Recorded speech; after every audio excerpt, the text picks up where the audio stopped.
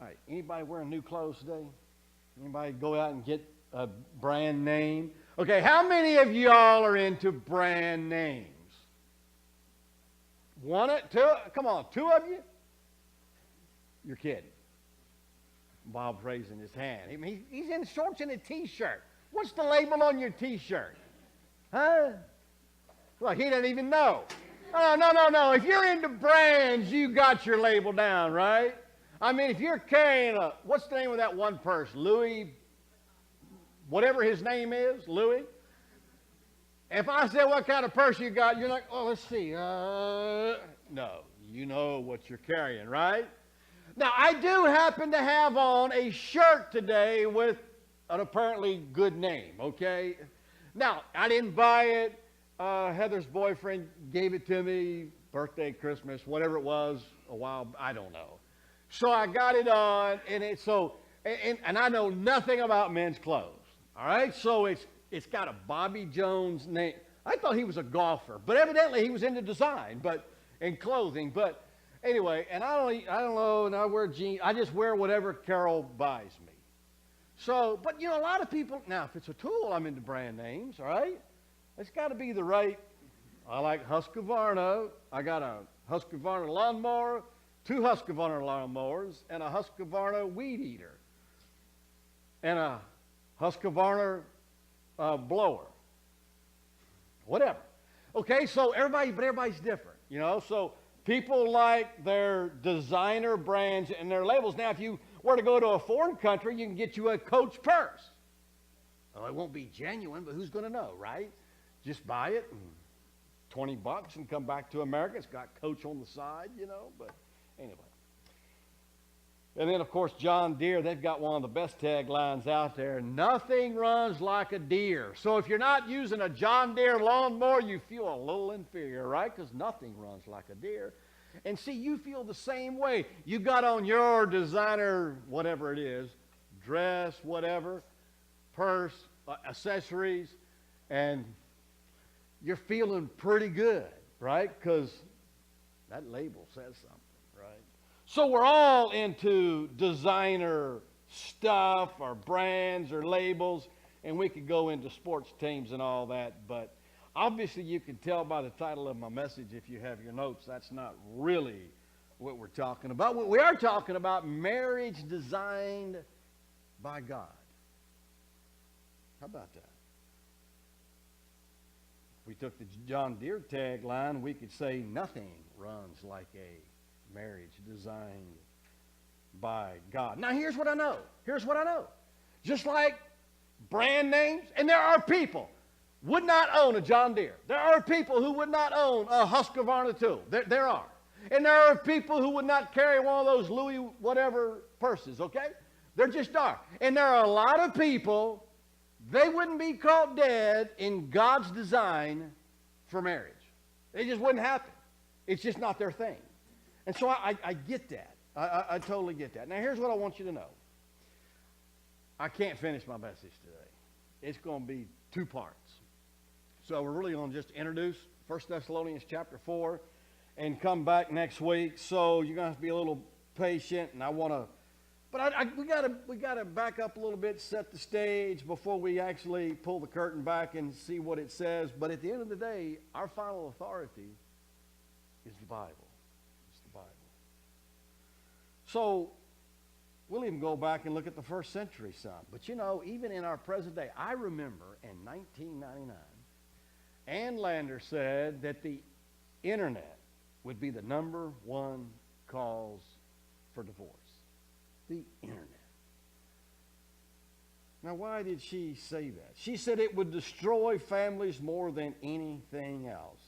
Well, you don't have to look around very far to find how the world devalues women, motherhood, moms and future moms, and all that. But listen, let's go back to the first century. Cicero, Marcus Tullius Cicero, Roman philosopher, lawyer, and orator. Here's what he wrote. Now, this was common in the first century. I point this out because when Paul wrote 1 Thessalonians, the letter, he's in the first century. This was the culture of the day. And I know people say, well, boy, our culture today is nothing. No, this is the first century. Here's what he said. If anyone there thinks that young men should be forbidden association, even with the prostitutes, he is certainly very stern. Oh, such rigid views. Oh. But he is also in disagreement not only with the permissiveness of this century, but even with the custom of indulgences of our ancestors. Listen, in other words, if you wanted to go with God's idea of marriage, he'd say, you are out to lunch. Go back. Our ancestors, nobody bought into that. It's so rigid and stern and so out of date. Even if it was in date. Probably never was. So I just want you to understand the culture that Paul is writing into. For a lot of people, the culture has the last word. But who does? I mean, who gets to decide? Really? Who gets to decide what's right, what's wrong, and then what is the authority? Listen, views change over time. I mean, there are things today that were illegal and, that used to be legal, and, laws change. So what's legal today may be illegal in 20 years. What's legal? I mean, it's just whatever. So where do you go? What's the final authority? So what's Paul going to say? Well, here's what I want you to know. Boy, when we get into this subject of designer sex, designer marriage, my intention is never to make people feel guilty, squirm in their seats and all that. I mean, this is just, it's an incredible subject, and people fail and fall and do things they regret and all that good stuff, but there's good news. That's what I love about the Bible.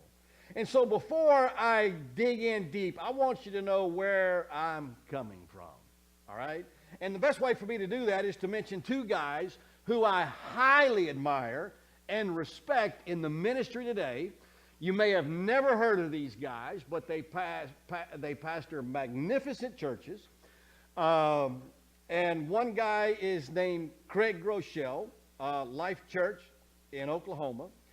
And the other is Perry Noble in South Carolina. And both of those guys will tell you that they messed up terribly as teenagers, young adults, when it came to sex. I mean, it was horrific. And they will tell you to this day that they regret that they didn't go with designer sex, that they just went with what the culture said. Whatever middle school boys came up with, that was their philosophy. Now, how's that, huh? Middle school boys, 6th to 8th graders. But God has taken all of their mess and redeemed it, and through their teaching and preaching, a lot of people have found hope, because the bottom line is God can transform anything. From a small, stupid decision to a huge, stupid decision. You got that? And I'm sure everybody here regrets at least one thing, all right? Whether spending $5 too much at the store or really spending $10,000. Okay? So, I'm just saying. So that's where I'm coming from. So I hope you'll find today's message. But I want to get it right the best we can, because there's a lot of people who are not moms yet. So they're future moms. And the best way to get it right for future moms is to get it right today. Now, some people are already moms. I get that. Not everybody. But you get it right today. So before we zoom in on the passage, all right, we want to back out, take a little wide-angle lens, all right? So let's start with Jesus. Well, on several occasions, Jesus said, if you do this, you're my disciple. So that's pretty clear cut, right? That's pretty easy.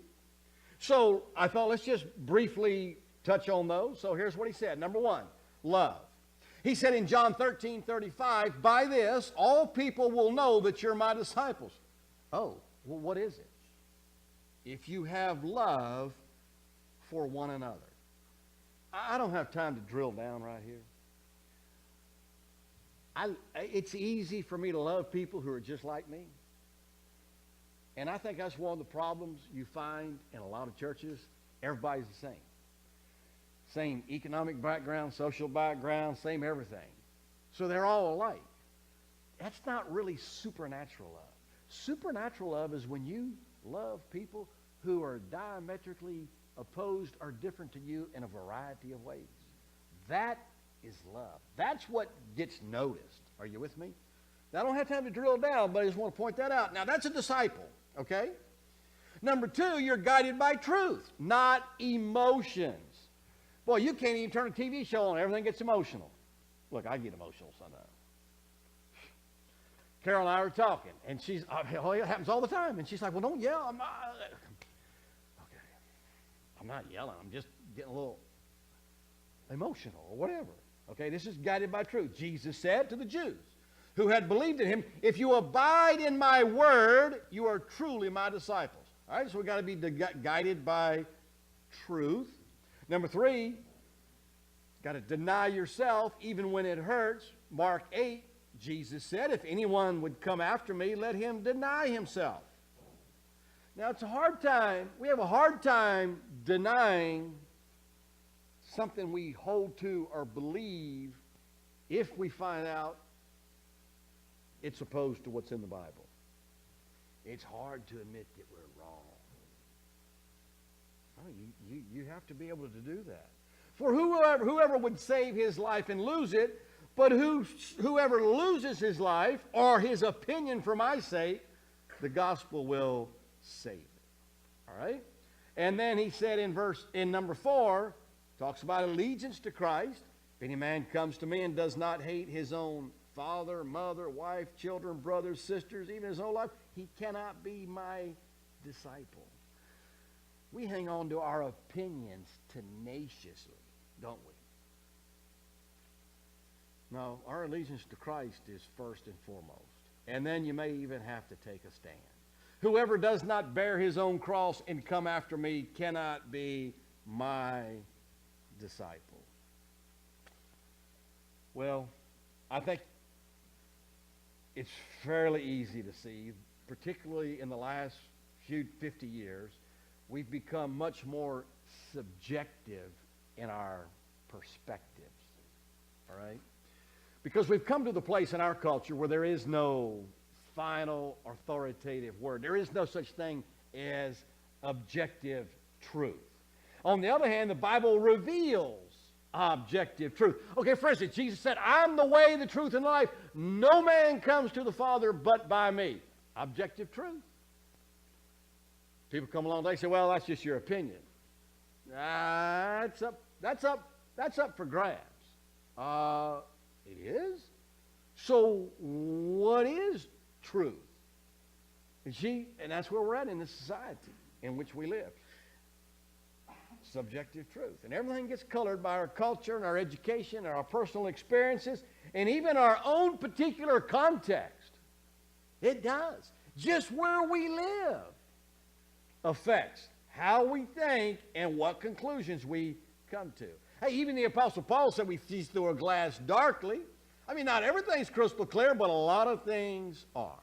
But I do know this. We live in an era like the Judges, where the Bible says at the end of Judges, the very last verse, everybody did what was right in their own eyes.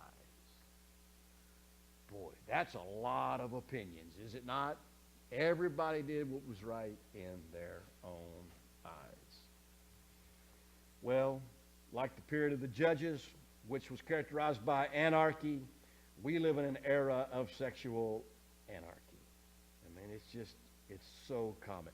I think you have to look at it almost like the Bible, like a surveyor and the land. You know, we have all these modern instruments today, but I think back in the old days, when the days like of George Washington, do you know how much time they would spend on a piece of land, looking at it, rereading it, making sure they got it exact? That's what you have to do with the Bible. You have to read it and reread it. Reread the text again. Reread it again. Reread it again. I've heard people say that it was about the 18th time before I finally got it. We can go right here. How many of you have sat down and read one passage, one chapter, 18 times in a row? 18 times. I mean, I'm just saying, we don't hardly do that. It's hard. It's hard to do that.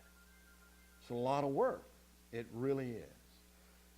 It's hard to come to the right conclusion or the right interpretation unless we do that, and also unless we come with obedient hearts. Because what if you read or see something you don't like? Now what? You going with it? Or are you sticking to your guns? I remember we visited Mount Rushmore. Now, Mount Rushmore, you got the presidents up there, and then you can actually, you're a long ways off, and then you can actually walk up, walk around, meander around, and you can go through, and you can come out and get this close, right to the face of the rock, okay? Now, when you're this close, you see lines, cracks, imperfections, you know what I mean? But then when you get back, wow, you're blown away. All right? So with the Bible, you're going to zoom in at times, but you've got to get back and take the wide-angle look. Really, if you're going to have the proper perspective and appreciate it for what it is. Because if you just get up close, you're going to miss it. You're going to miss out. You really are. Now, I want to set the stage. Last week, the Apostle Paul said in 1 Thessalonians 3:8, "For now we live if you are standing fast in the Lord," standing firm. I'm just telling you, you have to admit, people don't stand firm. I gave you some stats recently where I talked about even in the pastorate, there's a 50% divorce rate. I mean, people just don't stand. Marriages don't last. They just don't. And we typically don't stand, do we? Okay, so I have 5 kids. All right, so all 5 get married. One thing we really great as a parent, if all 5 stayed married, would it not? That'd be like, as a parent, I'd be like, wow, that's really cool. I am really living. Because divorce is hard. Painful. Some of you have been through it. It's hard. And Paul said, as believers, as long as y'all are in the faith, I am really standing. Now, that's important. He drives this home so much that he closes chapter 3 with a prayer that God would continue to bless them and that they would increase and abound in love and stand firm in holiness. Now, whenever you hear that word holiness, it's like, it almost sounds like we're going to get a little too dogmatic on something, doesn't it? And a little unrealistic. But Paul says it really should be on the front burner of our minds. So think about this. If you're reading the letter, you're back at church that day, and the letter's been delivered, and they're reading the letter, and you're like that, you're thinking at the time, yeah, Paul, that's us. We want to stand. Man, we need help. And we've already talked about all this over the weeks. They've been persecuted for their faith. I mean, these are not the best times to be a believer in the first century. And now, we really want to stand, Paul. Now, also, keep this in mind. What did we say about this church? They were like a model church. They were a contagious church. So, Paul's not rebuking them about anything. I mean, he's doing nothing but high-fiving them up to this point. Are you with me? He says, but I want you to keep doing it. It's just like, okay, so I'm watching a little bit of NBA basketball. I'm watching Golden State, and they had Steve Kerr wired up or mic'd up, and so he's like, you guys are doing this, you're doing that. Now, they lost last night, but beside that, for the moment, they were doing the right things. And he said, look, we're doing this and we're doing that. We got to just keep doing it, all right? So that's like the Apostle Paul. Look, you're standing firm, but you've got to keep standing. And you're thinking, wow, I wonder what practical advice he's going to give them to continue on, to keep standing firm. So then we turn the corner and we get into chapter for, and what does he address? Sex. You're like, wow, that must really be huge. Why would he bring it up now? This church is doing so well. And you look around today and, the stats are all over the place. And one of the biggest problems in marriage today is Facebook. Facebook? Come on. So I've heard people say, well, it has a huge impact in 1 out of 7 divorces. Other lawyers say, 1 out of 7? Are you kidding me? It comes up in half of the divorce cases that I deal with. Half. Now, I don't know how big it is, but I know how it happens. You friend somebody from high school, and then you start talking, and it escalates. Now, my policy, the way I do it, okay, I don't friend any women outside the church. All right, I just don't. Now, I'll say there's an exception. There's a girl in Texas I've never met, but we've communicated a little bit because she was interested in some things I was interested in, and I know how I even found out about her, but anyway, it doesn't matter. And then I think there's a couple in church world, you know what I mean, and then they might be my friends. I can't think offhand. In fact, I got a friend from high school, and we were really close friends. We never dated, but we were like best friends, but we never dated. And when it came time for our 25th anniversary, high school anniversary, she didn't know how to get a hold of me, but she found me on Facebook. But do you know, she and I have the same opinion, and so we're not even friends. We've never friended each other on Facebook. We're just not going to go there. See what I'm saying? And we might come back to that a little bit later next week, but and we'll probably circle around. But here's what I know: sexual sin can derail you mentally, emotionally, physically, maritally. I'm telling you. Here's what you don't know. There is so much moral pollution in the air, if you will, that we're just breathing all the time that we don't even notice it, all right? Now, I know this is true. Listen, Carol and I are different in this area. She grew up very vastly different than I did, all right? And, I mean, okay, let me read a passage, and then I'll give you an illustration. All right, Jeremiah 6:15. Were they ashamed when they committed abomination? No, they were not at all ashamed. They didn't even know how to blush.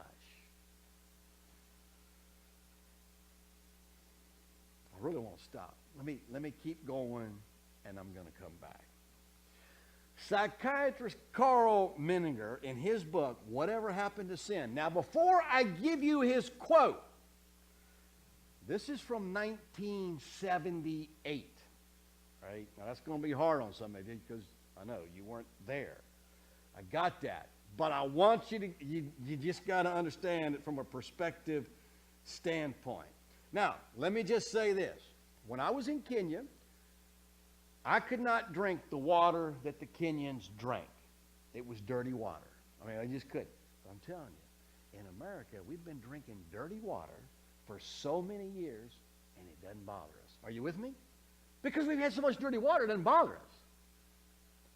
All right, here's what he said. In a discussion of the sin of lust, we have to allow for a considerable shift in the social code during the past century. He said this in 1978. It's been called a revolution, and perhaps it is. Many forms of sexual activity, which for centuries were considered reprehensible, see, I told you society and culture changes, immoral and sinful anywhere, and their public exhibition simply anathema, are now taught and written about and exhibited on the stage and screen. Hey, here's a little test. So, I've never done this, but I thought this would be pretty cool. Okay, I want you to get a piece of paper and draw you a continuum from 1 to 10. And then come up with an example and say, would you blush at this? And let's say this is a 5. And you know what I know? There would be people that would blush at this. It's a 5. But there would be some that wouldn't. There would be some that would blush at a 1. All right? There would be some that would not blush at a 10. Are you with me? Now, if you want to do a little test on holiness, I ought to just, what do you call it when you make up something right away? What's that word I'm looking for? Somebody help me out. Okay, I haven't heard the word. Oh, I don't want, it's not trademark. Anyway, but here, it'd be the blush test. There it is. Has nothing to do with makeup. If that's, well, anyway, so. All right. But here's the deal. Over the years, folks, you know, I'm not telling you anything you don't know. The fallout, the broken homes, the devastation. Listen, I know kids. I'm just telling you. Outside the grace of God and something supernatural happening in their lives, they don't stand a chance. They don't stand a chance. But I know they do because of God. And I could sit up here and tell you some stories. And here's what I know. There's not a lot of straight talk. There just isn't. Because it's so out of touch. So here's what Paul says in 1 Thessalonians 4, 1-2. Finally then, brothers, he says, since I know you want to stand firm, we ask and urge. 2 verbs wants to emphasize the coming subject. You and the Lord Jesus, that as you receive from us how you ought to walk. I mean, this is nothing new to them. He's just reiterating it. You see what I'm saying? They've already received it. He's already taught on it. And to please God just as you are doing. And once again, he's not bringing this up because there are problems in the church. That's not the issue. It's just that, boy, just like people today know that something could cause a problem, Paul knew this could cause a problem. Well, that you do so more and more. For you know what instructions we gave you through the Lord Jesus. And like I said, at this point, everybody's like, Paul, give it to us straight. Like the psalmist, as the deer pants for flowing streams, so pants my soul for you, O God. Give us some good practical takeaways. Well, when I played baseball, if somebody had an idea, if it was about stealing a base, I'm all ears. If it was about hitting better, I'm all ears. It's about where the guy typically hit the ball, and I was playing the outfield, I'm all ears. I'm like, I want it. I want it now. I don't want it. Don't tell me after he hits the ball over my head. You know what I mean? Tell me ahead of time. I don't want to look stupid chasing the ball. Okay. Paul, we're thirsty. Give us some fresh, clean, cool water. And so here he does. Now, we'll get into the text next week, but here it is. For this is the will of God. You know, listen, I'm telling you, you can go across the country. One of the hot topics is always, wow, what's God's will for my life? I just don't know what God's will is. This comes up a lot. If we just did it every time we found the phrase, the will of God. So this is the will of God, your sanctification, that you abstain from sexual immorality, that each one of you know how to control his own body in holiness and honor. There's that word honor.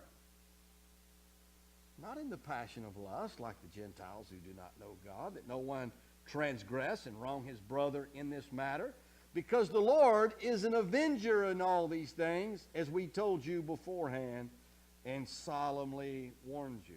For God has not called us for impurity, but in holiness. Therefore, whoever disregards this, disregards not man, but God, who gives his Holy Spirit to you. And some people would read that, Paul, there you go again, such narrow-minded thinking. But as I said, the second half of my message is next week, so you'll have to be back to get the end. Here's what I know. you may have to challenge your assumptions. Okay, let me give you this. I won't give you the punchline. I would like to give you the punchline first, but I'm going to give it to you at the end. Let's go back to the Middle Ages, which ran from about the 5th century to the 15th century. All right? So roughly about 1,000 years. Now, I want you to just understand the context of this period of life. And let me just say that without a doubt, there was a lot of frustrated people, males in particular. All right?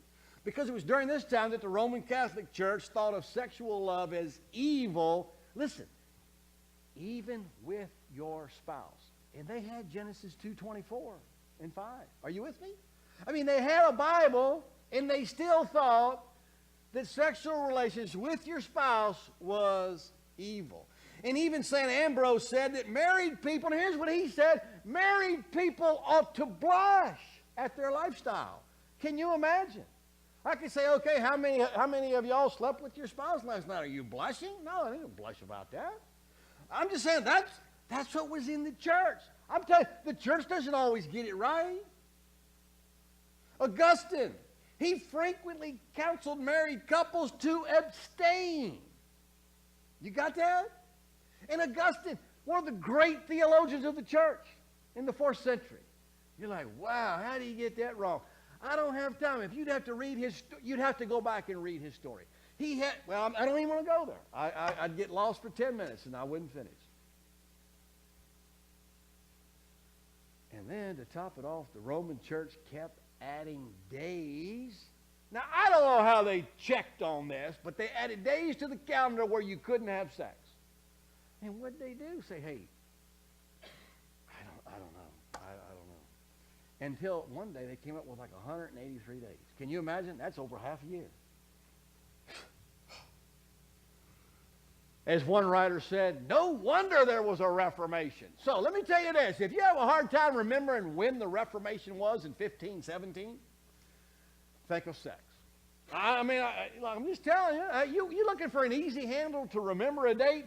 Now, I know people say, well, exactly when did these, the Middle Ages end? And, the dates all fluctuate a little bit, right around 1500. But for Protestantism or the church or religion, all that, it's 1517, Martin Luther, all right, October.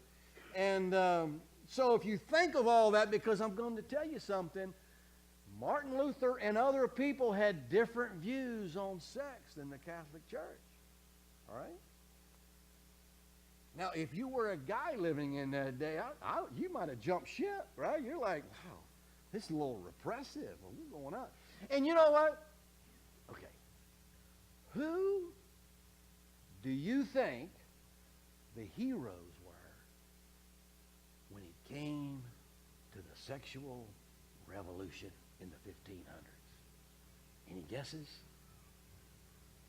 See, you have heard your entire life that the Puritans had these crazy ideas about sex. How puritanical. Folks, they're the ones who were huge believers in marital sexual relationships. Huge. They wrote about it. The one poem, John Milton in one of his poems wrote, our Maker bids increase, have more sex. Who bids abstain? Hail, wedded love. I mean, you see what I'm saying? Those were the Puritans. You know why? Because they had a biblical view of designer sex. But I'm telling you, all through my life, I heard about how the Puritans were repressive and restrictive and old-fashioned when it came to sex. It's not quite true. Are you with me? All you got to do is read their stuff. All I'm saying is you have to challenge your assumptions. Genesis 2. Then the man said, this is at last bone of my bones, flesh of my flesh, and she shall be called woman, because she was taken out of man. Therefore a man shall leave his father and his mother, hold fast to his wife, and they shall become one flesh. Now, I want you to see something here.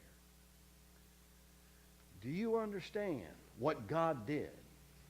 God gave Adam one woman who was to be exclusively his. You listen, you talking about incredible romance. It's when a couple feels like they are exclusively one. That's the way God set it up from the beginning. That's normal. Now, no, that's not what we're being told today. The Bible goes on to say in Proverbs 5, let your fountain be blessed and rejoice in the wife of your youth.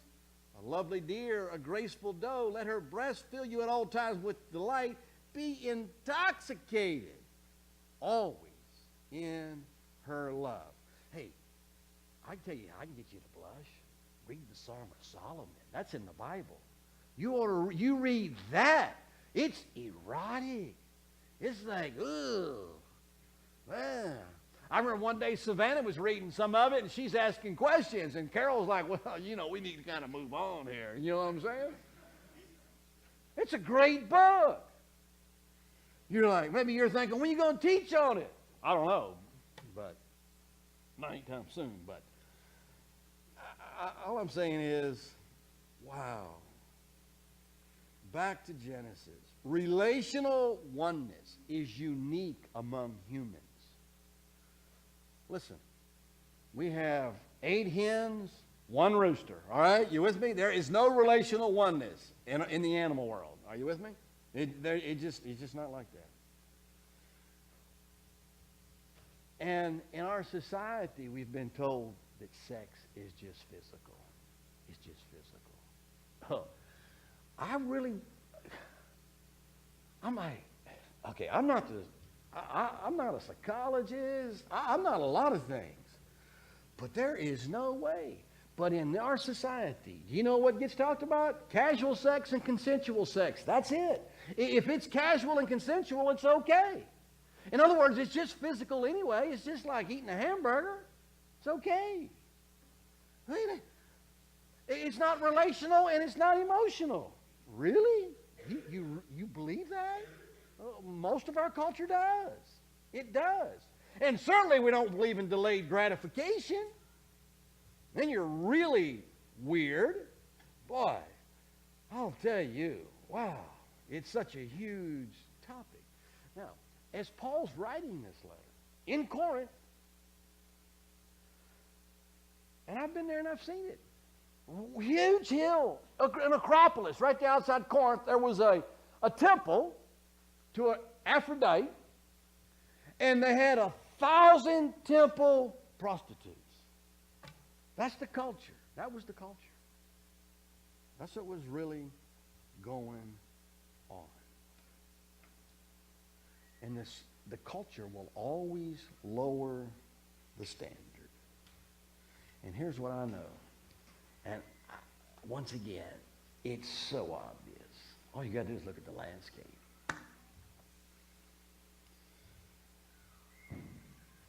Sexual immorality has devastated lives, marriages, kids. And you don't have to go even further than your phone to mess up. No further than your phone. Which raises a lot of questions. And I really hate to leave you hanging. But let me give you 3 questions. What is designer sex? And what if I've been identifying with another brand? What if? And then, is designer sex really the best brand? I mean, would I really want to be caught dead in that brand or not? Well, we'll look at verses 3 to 8 next week because Paul gets right into it. What a great text. What a great text for a solid relationship with the opposite sex It's just absolutely incredible. But you know what? The good news is it doesn't matter where you are or what you've done, what your record is. It doesn't matter. Just as I can go out and get rid of my Husqvarna and buy a John Deere, I can get rid of the brand I'm using today, and I could receive Jesus Christ, let God transform my life, and from this day forward, I can wear the new brand of designer sex that God himself designed. Right there in the garden, when he took a man and a woman and put them in an exclusive one-on-one relationship. And the incredible amount of romance and intimacy found in that is absolutely incredible. We'll come back and finish next week. Let's stand for prayer, shall we?